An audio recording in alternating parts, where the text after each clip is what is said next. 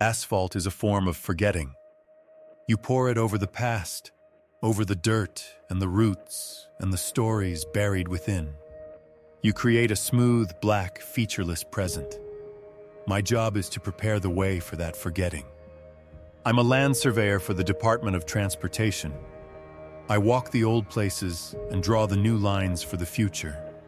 My current project was County Road 39A, a quiet, two-lane road winding through forgotten farmland and sleeping woods.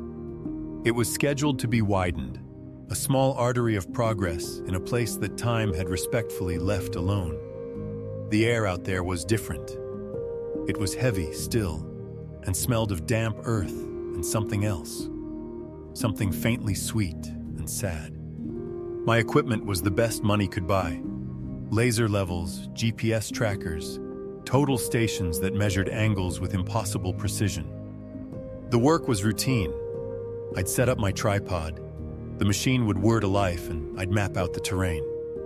But on the third day, along a particular 100-yard stretch shadowed by ancient oak trees, the glitches started. My laser level, a device that never fails, began returning inconsistent elevation readings in one specific area.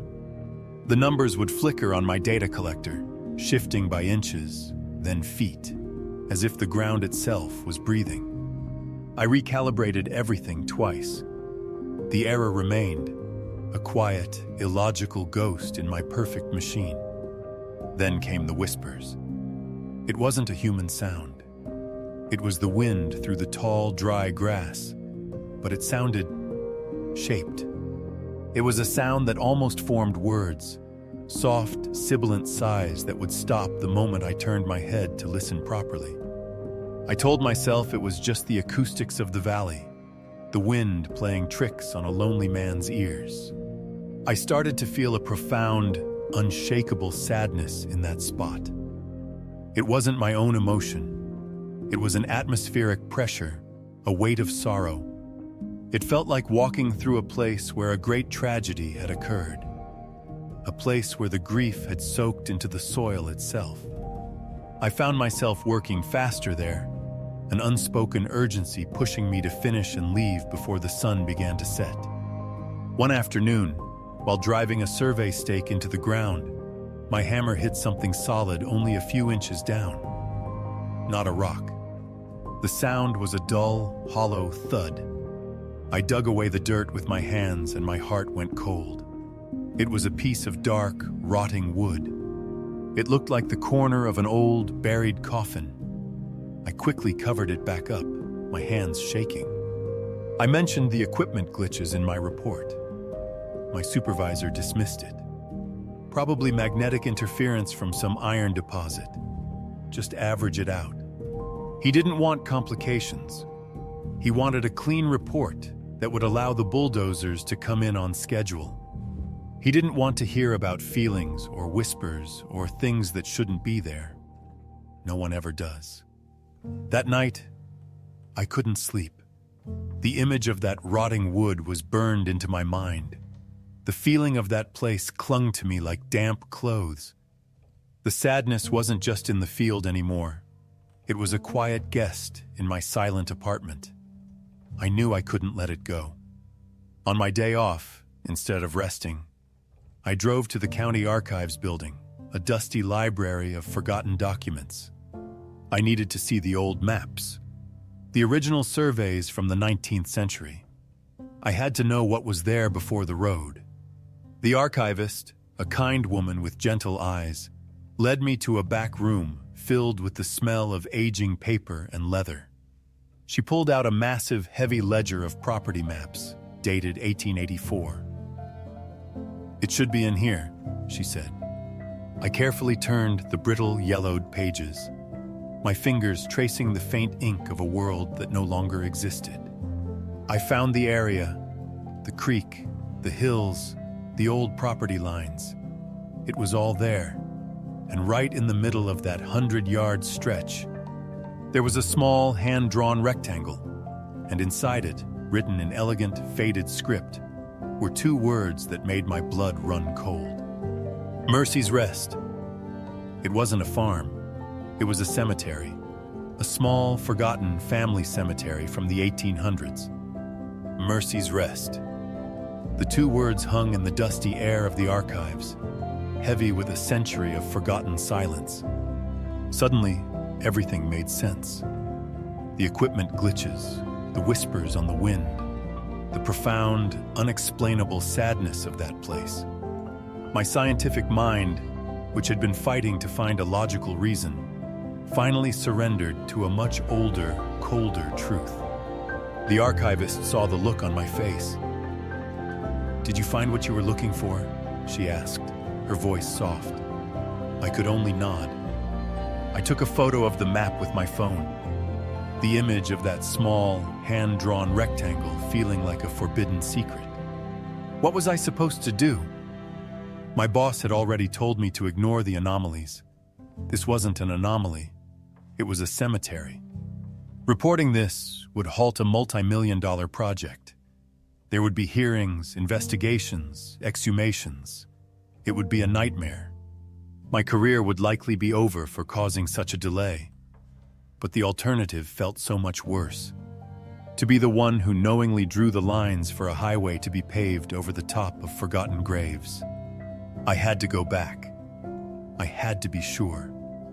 I drove back to Route 39A as the afternoon sun began to dip low, painting the sky in hues of orange and purple. The fog was already rolling in, earlier than usual, clinging to the low ground like a soft gray shroud. When I arrived at this spot, the atmosphere had changed. It was no longer just sad. It felt expectant. I stepped out of my truck, the air cold against my skin. The silence was different now that I knew what it was hiding. It was the silence of a church after the service is over, a quiet filled with unspoken prayers and lingering sorrow. I left my high-tech gear in the truck. It felt inappropriate here. Instead, I took out a simple compass. I walked to the spot where I had found the rotting wood. I held out the compass. The needle trembled, then began to spin wildly, uselessly. It was like standing on a magnetic pole. The laws of physics were being politely ignored in this small patch of land. I knelt down and brushed the soil aside. This time I dug deeper. My fingers found something small, round, and cold. It was a single milky white glass button, the kind you'd find on a simple 19th century dress or a child's shirt. It was so small, so personal. It made the people buried here real. They weren't just data points on an old map anymore. They were families. They were children. They had names and lives, and they were resting here in mercy. As I held the button in my palm, the whispers in the wind grew stronger, clearer. They were no longer just sighs. I could almost hear voices, a chorus of soft murmurs weaving through the trees, just on the edge of my hearing. I closed my eyes, concentrating, trying to pick out a single word from the ghostly tapestry of sound. One word began to repeat itself, rising above the others. It wasn't a frightening word. It wasn't a threat. It was a plea. Remember.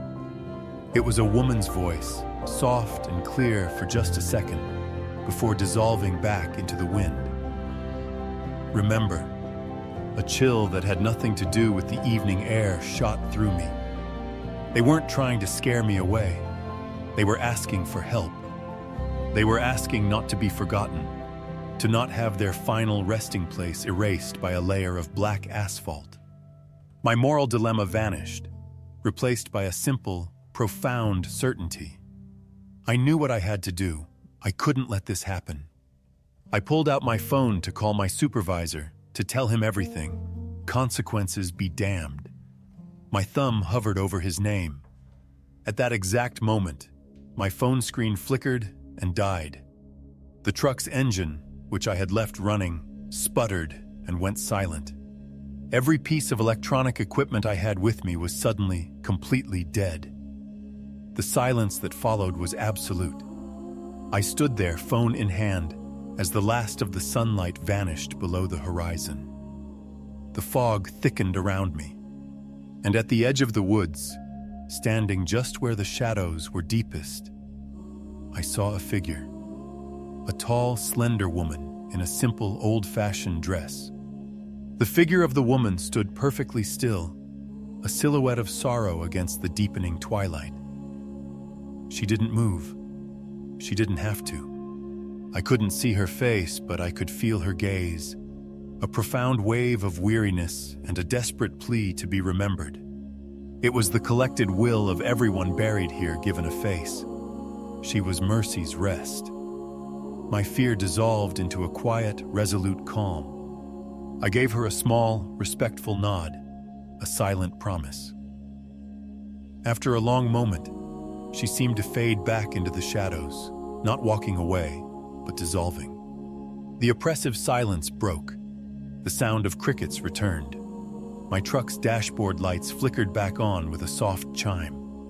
My phone was still dead, its battery completely drained. It didn't matter. I knew I had to deliver this message in person. The next morning, I walked into my supervisor's office. I placed the old 1884 map printout on his desk. He glanced at it, annoyed. "I told you to average out the readings, Alex. What is this?" he asked, his voice tight with impatience. "It's a cemetery," I said, my own voice steady. "The spot with the glitches. It's a forgotten family cemetery called Mercy's Rest." He stared at me, his face turning from annoyance to anger. "Are you serious? You're going to hold up a state project because of a smudge on a 100-year-old map?" I didn't argue. I simply reached into my pocket and placed the small, milky white glass button on the map, right next to the hand-drawn rectangle. He looked at the button. It was so small, so insignificant, yet so undeniably real. His anger faltered, replaced by a weary disbelief. The fight that followed was quiet but intense. There were threats to my career, accusations of insubordination. I stood my ground. I filed an official report, citing the map and the physical artifact. The project was halted, pending an archaeological survey. My supervisor told me I was finished, that I'd never work for the state again. Maybe he was right. But I walked out of that office feeling lighter than I had in years. A few months passed. The survey confirmed everything. They found 13 graves, simple, unmarked plots, right where the map said they would be. The descendants of the family were tracked down. The remains were carefully, respectfully moved to a modern cemetery, finally given proper names. The project was rerouted. The 100-yard stretch of Route 39A was left untouched, the ancient oaks still standing guard. I drove out there one last time on a bright autumn afternoon. The air was different. The heavy sadness was gone. The whispers in the wind were just wind now. The place was no longer a restless grave. It was just a quiet piece of land at peace. The state didn't fire me. They transferred me to the Historical Records Department. My new job is to review old surveys before new projects begin, to make sure we don't pave over any more forgotten stories. It seems they decided it's cheaper than halting construction. I am no longer just the man who draws lines. I am a keeper of memories. I listen to the land before we ask it to forget. It makes you wonder, doesn't it? How many other quiet places are there, under our feet, in our own towns and cities? How many forgotten stories are resting just beneath the surface of our busy modern world, patiently waiting for someone to listen? If you've ever felt a strange, unexplainable sadness in an ordinary place, leave a like. It's a quiet nod to all the stories we've lost.